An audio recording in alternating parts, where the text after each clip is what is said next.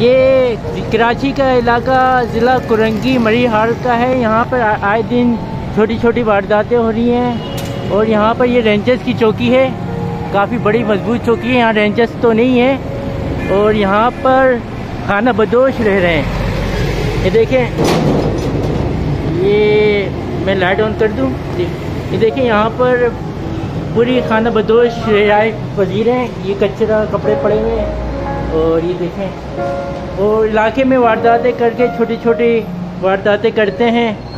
और यहाँ ये रेंजर्स के चौकी है, वहाँ रिहाइश पजीर हैं। काफ़ी बड़ी चौकी है, ऊपर तक है और ये बिल्कुल मरी हाल के करीब का बस स्टॉप है।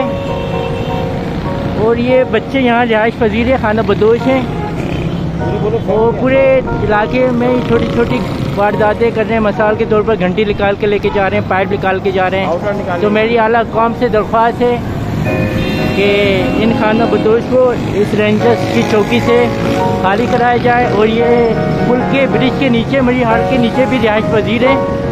पूरे का पूरा ख़ानदान यहाँ पर रह रहा है।